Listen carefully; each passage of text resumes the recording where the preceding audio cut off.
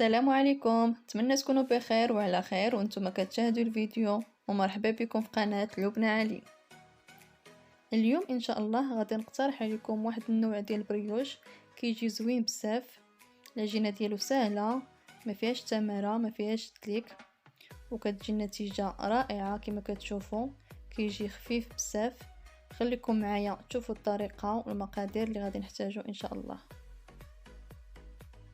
شكرا بزاف على المشاهده، وكنشكر الناس الجداد اللي ضافوا للقناه. كنقول لكم مرحبا بكم وفرجه ممتعه ان شاء الله.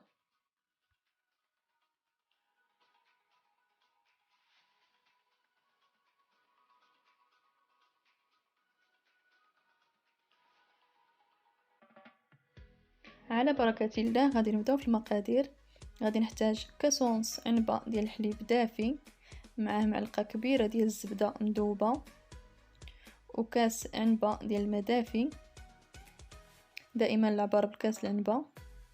معلقه كبيره ديال الخميره المعجونه، انا استعملت هنا الخميره الجافه. غنحتاج 3 ديال المعالق ديال طحين الفرص نوعيه جيده من بعد ما غربلته. معلقه كبيره ديال سنيده. غادي نخلط الكل جيدا حتى يندمجوا مع بعضياتهم مزيان. غادي نغطيهم بلاستيك الغذائي، وغادي نخلي الخميره تتفاعل ونرجع ليها. من بعد ما خمر ليا الخليط كما كتشوفوا، الخميره تفاعلات مع باقي المكونات. هانتوما كتشوفوا كيفاش رجعت نفخات. غنضيف ليها نصف كاس ديال الزيت نباتيه، ساشي ديال فاني ولا معلقه صغيره ديال بودر فاني اللي كان عندكم، معلقه صغيره ديال قشور الليمون او البرتقال، بيضه كامله، 2 معالق كبار ديال سنيده. في الاول درنا ملعقه ودابا زدنا 2 هي 3 في المجموع. غادي نخلط الكل جيدا باستعانه ملعقه خشبيه. هانتوما كتشوفوا الخليط راه خامر.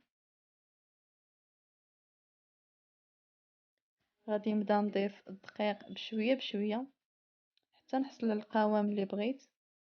في الاخير غادي نقول لكم شحال هز ليا ديال الطحين. غنضيف خماره وحده من وزن 8 غرام.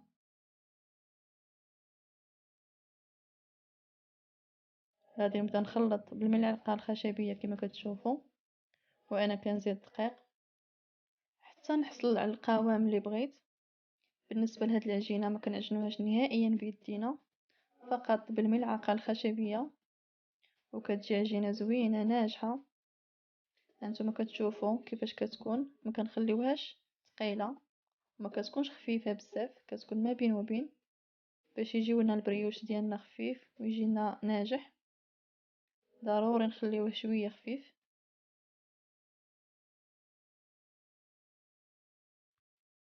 غادي نستمر بالخلط حتى يندمج لينا الدقيق مع باقي العناصر ونحصلوا على عجينه تكون خفيفه شويه كما قلت لكم. ضروري ما تكونش قاصحه وما تكونش خفيفه بزاف. صافي غادي ندهن شويه يدي بالزيت ونحاول نجمعها ونغطيها بالبلاستيك الغذائي ونخليها حتى يتضاعف الحجم ديالها، وعاد نشكلها ان شاء الله.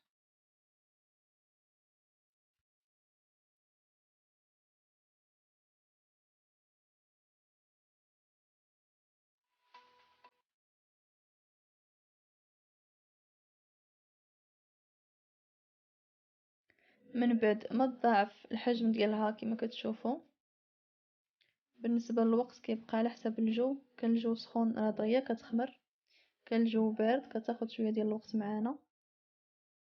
هانتوما كتشوفوا القوام ديالها كي داير، كتكون كتلصق في اليدين. ضروري ندهنوا يدينا بشويه الزيت باش ما تلصقش لينا. صافي غادي نديرها فوق سطح العمل وغادي نقسمها قطع صغيره. بالنسبه لكم كيبقى الاختيار واش بغيتوهم صغار ولا كبار. من الاحسن ديروهم صغار لان مازال كيتنفخوا فاش كيطيبوا، كيجي الشكل ديالهم هو هذاك. صافي غادي نشكلوهم كويرات صغار، غنديرهم في شي بلاطو من بعد ما رشيتو بالدقيق باش ما يلصقوش ليا. وغادي نغطيهم ومباشرة غادي نبدا نشكل فيهم، يعني ما نخليهم لا يخمروا لا والو. كما كتشوفوا طلقتها على هذا الشكل طولي، وخديت طريفات ديال الشكلاط درتهم في الاول صافي، وغادي نبدا نتني بهذه الطريقه هذه. غادي ناخذ جراره ونقطع ديال البيتزا، وغادي ندير اشرطه في هذا الشكل هذا مائل صافي، وغادي نعاود نلفها مزيان، وغادي نحاول نثبت مزيان هذوك الجوانب باش ما تحلش لينا فاش تدخل الفران. بالنسبه للشكل كيبقى اختياري، انا اقترحت عليكم هذا الشكل هذا، كيجي حتى هو زوين. يمكن لكم ديروا اي شكل كيعجبكم. صافي غادي نثبتها مزيان هكا صافي، وغادي نديرها في الصفيحه اللي غتدخل الفرن. غادي نعاود معكم وحده اخرى. بالنسبه للحشوه كتبقى اختياريه، يمكن لكم ديروا اي حشوه كتفضلوا، تقدروا ديروا كونفيتور ولا اي حشوه كتعجبكم. انا درت الشوكولا، كتجي زوينه حتى الوليدات الصغار كتعجبهم. هانتوما كتشوفوا الطريقه سهله. صافي غادي نستمر هكا حتى نكمل الكميه اللي عندي كامله.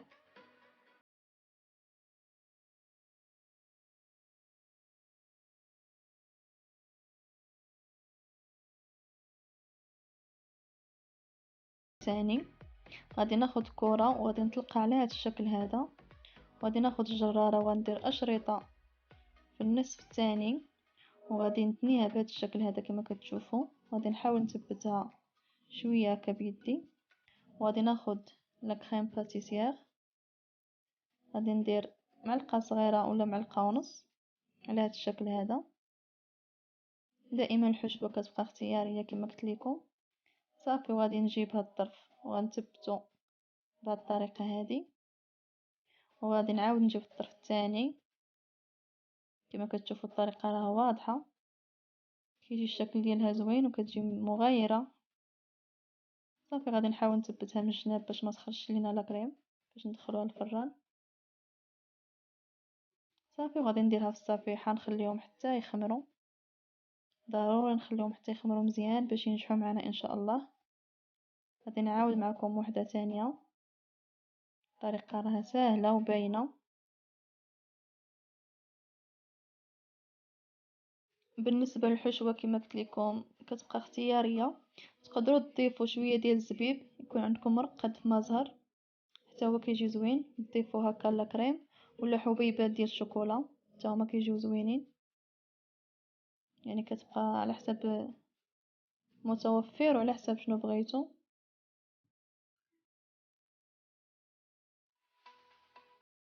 بالنسبه لهاد العجينه يمكن لكم تشكلوها اي شكل عندكم، اي شكل كتفضلوه، كتجي صراحه زوينه بزاف وناجحه وما فيهاش تماره كما شفتوا.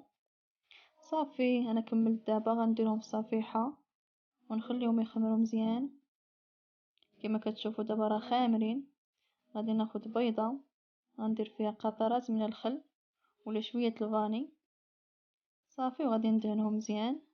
الفران عندي راه سخون، فاش غنديرهم في الفران غادي نقص ليه على 180 درجه، وغادي نشعل عليهم غير من التحت حتى يطيبوا، عاد نشعل عليهم من الفوق يكملوا التحمار ديالهم. كان الفران عادي ديال الغاز كنشعلوا عليهم غير من التحت حتى كيطيبوا لينا، وكنهبطوهم من التحت باش يتحمروا. لا ضيا كيطيبوا ما كياخذوش معنا وقت كتير.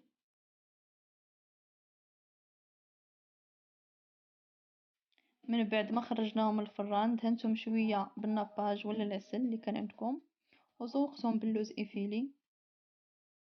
وهي النتيجة صراحة كيجيو زوينين بزاف، كيجيو رطب وخفاف، توجدهم هكا الفطور ولا الكوتي. كنتمنى الفيديو ديال اليوم ينال الاعجاب ديالكم. الى عجبكم كما العاده خليو لي جيم واشتركوا في القناه وفعلوا الجرس وبارطاجيو الفيديو مع الاحباب والاصدقاء لتعم الفائده. وشكرا لكم بزاف للمشاهده. السلام عليكم، الى وصفه قادمه ان شاء الله.